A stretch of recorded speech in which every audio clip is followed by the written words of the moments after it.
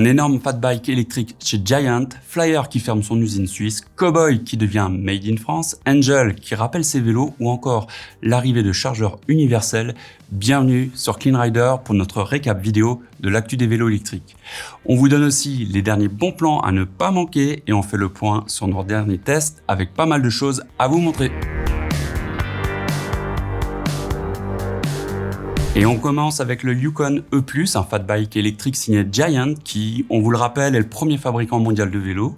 Bon, moins qu'on puisse dire, c'est qu'ils ne sont pas allés avec le dos de la cuillère avec ce VTT électrique semi-rigide aux larges roues. On a d'abord un moteur co-développé avec Yamaha, le ThinkDrive Pro 2, qui donne 85 Nm de couple et qui apporte une fonction qui permet d'étaler la puissance de démarrage pour garder le max de motricité sans perte de contrôle. C'est un peu ce que propose Bosch sur son dernier CX par exemple. Pour le reste, c'est tout autant du lourd avec une batterie de 800 Wh, une transmission Q's U6000 10 vitesses ou encore des freins SRAM Code R à 4 pistons et une fourche 100 mm. Il faut compter 6 400 € pour ce modèle qui vient en concurrence frontale du Moustache Samedi 26 Fat. On va du côté de la Suisse maintenant avec Flyer, un acteur historique dans le domaine du vélo électrique. Mauvaise nouvelle, l'usine Helvet ferme ses portes et sera relocalisée dans un autre pays, sans doute en Allemagne. Pas cool pour les employés de l'entreprise qui ne seront plus qu'une quinzaine contre 170 jusqu'ici. Bonne nouvelle maintenant pour nous, Cowboy, la marque belge de vélos électriques connectés, va confier sa production à Rebirth en France. Des vélos belges made in France donc, et pour rappel, Rebirth a récemment racheté Cycle Europe qui produisait jusqu'ici les vélos Peugeot ou encore Gitane. L'usine avait un rythme de production de 15 000 à 18 000 vélos annuels et compte passer à 50 000 unités dès l'année prochaine. La production des vélos Cowboy devrait représenter 30 à 40% de ce volume annuel. Bonne nouvelle pour l'emploi local et plus globalement pour l'industrie locale elle aussi. Rebirth est d'ailleurs assez ambitieux avec la volonté de créer une nouvelle usine dans l'Aube avec une capacité de production de 150 à 200 000 vélos annuels. Cela représenterait quand même 10 à 12% du marché français, ce qui permettrait à la boîte de se positionner directement face à des géants comme Intersport ou Decathlon. On reste en France maintenant avec Angel qui rappelle ses premières générations de vélos électriques. La raison est aussi simple qu'inquiétante, ces vélos peuvent présenter un risque de casse de leur cadre.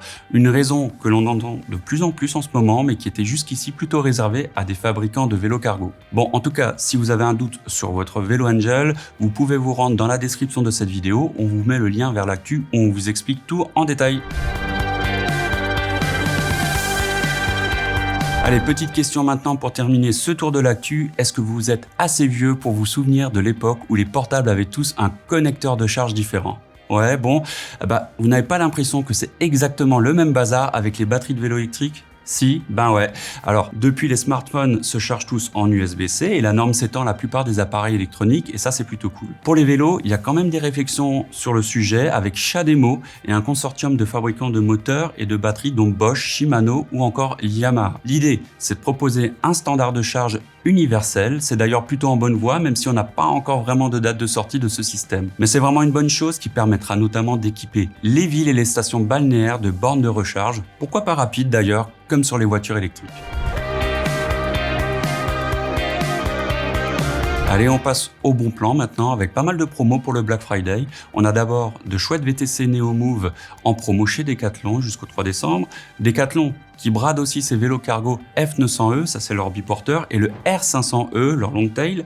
Decathlon toujours qui propose sa veste de pluie chaude à 70 € au lieu de 90 €. On l'avait d'ailleurs testé il y a pas longtemps et elle est franchement chouette. On passe chez Intersport avec une vraie bonne promo sur leur VTC typé trekking, le Nakamura Crossover Native XV LTD. Il passe de 2099 à 1599 €. Une super affaire. Et on vous a évidemment mis tous les liens directs vers ces promos dans la description de la vidéo.